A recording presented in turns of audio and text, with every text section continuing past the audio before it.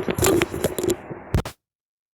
morning, students. I'm Shweta Seth, TGT English from SKV A Block Keshapuram. Today, we are going to do worksheet number 39 for class 9th. Subject English, dated 3rd October 2020. You have to write your name here and the name of your class teacher here. So we have learned about the modals in the previous worksheets. In this worksheet, we are going to revise all that we have learned about modals. अभी तक हमने जो भी modals में किया है उसका हम इस worksheet में रिवीजन करेंगे. So this is our question number 1. Observe these pictures. What message do they convey? Write using modals. ये जो आप pictures यहाँ पर देख रहे हैं ये ट्रैफिक साइंस हैं. ये पिक्चर से आप क्या मैसेज हमें मिलता है, हमें मॉडल्स यूज़ करके उन सेंटेंसेस में इनको लिखना है. फर्स्ट पिक्चर जो है, ये जो साइन है ये है नो पार्किंग का साइन, कि इस जगह पर आप पार्क नहीं कर सकते. तो ये चीज़ इम्पॉसिबिलिटी है, मतलब इम्पॉसिबल है, मतलब कि आप यहाँ पार्क नहीं कर सकते, प्रोहिबिटेड है. अगर आपने पार्क की अपनी कार यहाँ पर तो आपका चालान होगा. जब हमें ऐसी चीज़ बतानी होती है, ऐसी इम्पॉसिबिलिटी बतानी होती है जिसके लिए आप 100% श्योर हो कि ये काम नहीं करना, ये काम नहीं हो सकता, तो हम कैन का यूज़ करते हैं. तो हमारा सेंटेंस बनेगा यू कैन नॉट पार्क है. आप यहाँ पर पार्क नहीं कर सकते. यू कैन नॉट पार्क है. सेकेंड पिक्चर पे आते हैं.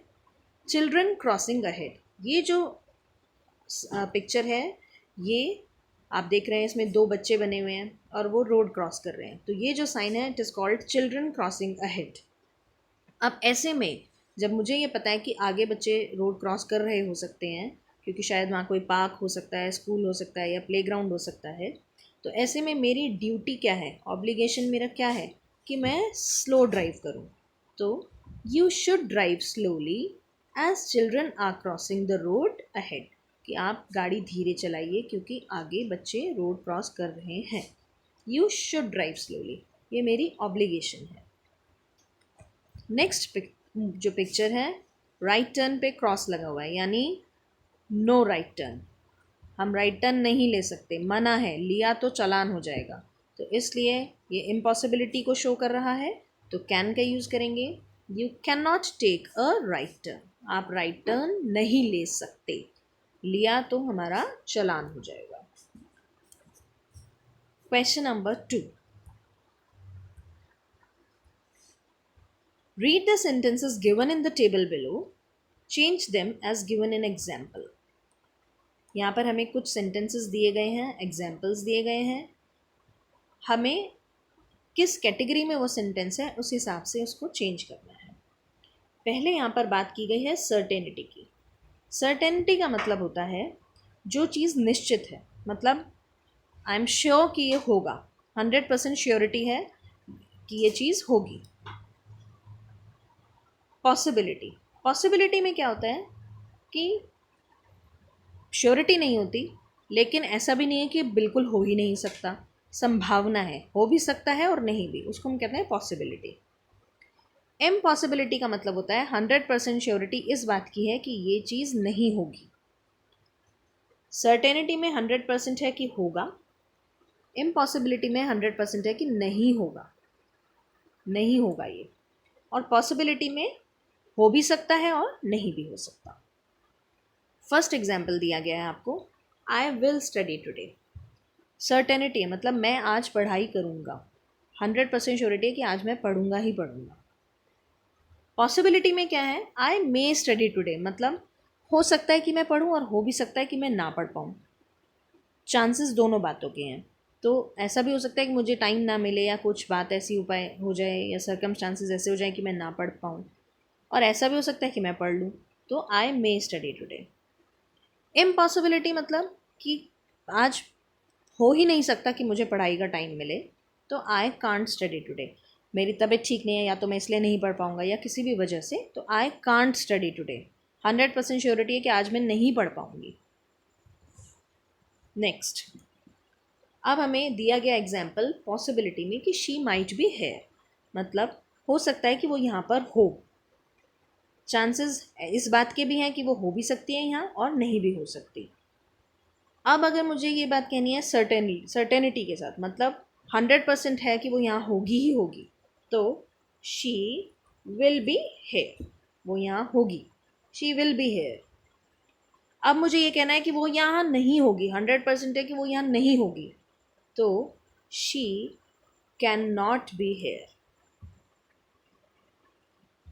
Next, Rajiv could not have met anyone, Rajiv किसी से नहीं मिला होगा, 100% श्योरिटी है कि राजीव को कोई वहाँ नहीं मिला होगा।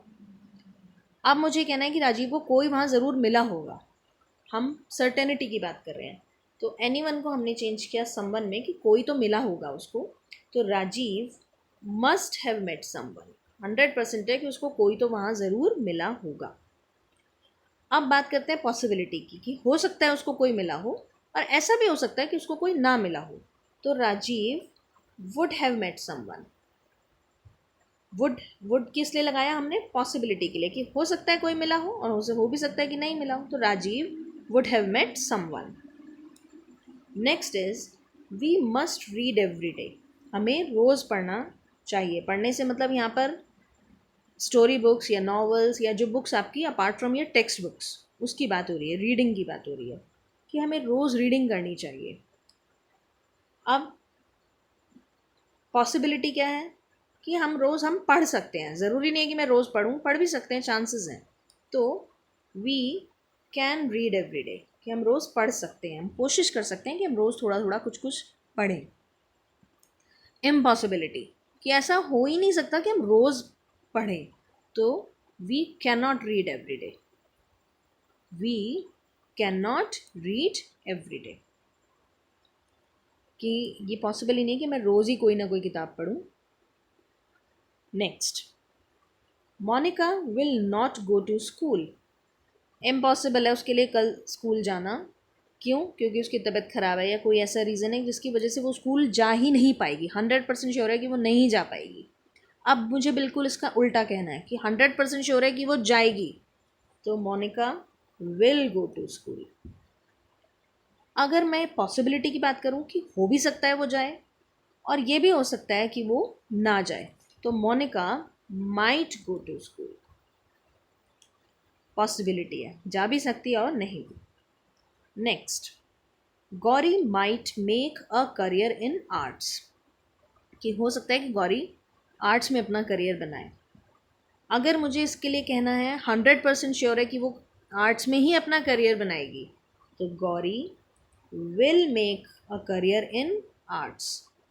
और अगर मुझे ये कहना है कि वो आर्ट्स में करियर नहीं बनाएगी, तो Gauri will not make a career in arts.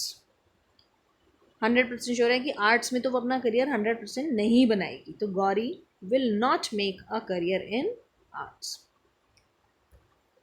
Next question, question number 3, imagine you are a parent, what rules would you like to make for the children of your house? अगर आप parents हो तो आप अपने घर के बच्चों के लिए क्या रूल्स बनाना चाहेंगे? Write down in the space given below, और आपको मॉडल्स यूज़ करने हैं for obligation and permission. Obligation मतलब क्या होता है कि आपको ये करना ही है, ड्यूटी है आपकी, और परमिशन मतलब ठीक है आपको परमिशन दे दिए कि आप ये कर सकते हो। तो जब हम ऑब्लिगेशन की बात करते हैं तो हम मस्ट और शुड लगाते हैं, और जब हम परमिशन की बात करते हैं तो हम मे और कैन लगाते हैं। पहला सेंटेंस जो हमने बनाया, you must go to bed by 10 PM and wake up early in the morning, ये आपकी ऑब्लिगेशन है कि आपको ये रूल फॉलो ही करना है घर में कि आपको रात को जल्दी सोना है और सुबह जल्दी उठना है। You must go to bed by 10 PM and wake up early in the morning. Next, ये भी ऑब्लिगेशन है, you must follow a time table and study hard, कि आपको टाइम टेबल फॉलो करना है और मेहनत करनी है। Next, you can sleep till late on Sundays, कि परमिशन, अब ये परमिशन है कि ठीक है आप संडे को देर तक सो सकते हो। You can sleep late on till late on Sundays. Next, you can watch TV for an hour every day. आपको परमिशन मिल रही है इस बात की कि ठीक है दिन में 1 घंटा आप टीवी देख सकते हो, तो you can watch TV for an hour every day. ये हमारे बन गए रूल्स। ठीक है, आप पेरेंट हैं और आप अपने बच्चों के लिए क्या रूल्स बनाना चाहेंगे। Question number 4, in the present time of COVID-19, what would you like to tell your younger siblings? Write down in the space given below. Use modals of obligation, advice and suggestion. COVID-19 फैला हुआ है बहुत ज़्यादा, तो ऐसे में आप अपने छोटे भाई बहनों को, यंगर सिबलिंग्स मतलब आपके जो छोटे भाई बहन हैं, उनको आप क्या सलाह देना चाहेंगे, क्या उनको सजेशन देना चाहेंगे या आप उनको कुछ समझाना चाहेंगे। तो आपको ऑब्लिगेशन, एडवाइस और सजेशन के मॉडल्स यूज़ करने हैं कि उनको क्या करना चाहिए, ऐसे में उनकी क्या ड्यूटी होनी चाहिए, आइडियली उनको क्या करना चाहिए, या आपको उनको सलाह सुझाव कोई देना चाहें। तो फर्स्ट हमने लिखा you should wash your hands regularly and stay at home, कि आप घर पर रहिए और अपने हाथ बार बार धोते रहने चाहिए आपको। आपने एडवाइस दी है, you should wash your hands regularly and stay at home, आप उनको एडवाइस दे रहे हैं। Next, you should eat healthy food and exercise daily, advice दे रहे हैं हम उनको कि आपको हेल्दी फूड खाना चाहिए और रोज़ एक्सरसाइज करनी चाहिए। Next, you must wear a mask before stepping out, अब ये ऑब्लिगेशन है कि आपको बाहर निकलने से पहले you must wear a mask, ये आपको ये करना ही है, इसमें कोई रियायत नहीं है, आप बगैर मास्क के घर से बाहर नहीं निकलना। तो you must wear a mask before stepping out. Question number 5, imagine a family in your neighbourhood is quarantined at home, आपके पड़ोस में जो है उनके घर में कोविड हो गया है, तो उनको घर में क्वारंटीन किया गया है due to COVID. How can you help them and what would you ask them to do, आप उनको कैसे हेल्प कर सकते हो और आप उनसे क्या कहोगे कि उनको क्या करना चाहिए ऐसे में। Right in the space given below, और आपको मॉडल्स जो यूज़ करने में वो है ऑफर, इनविटेशन और रिक्वेस्ट।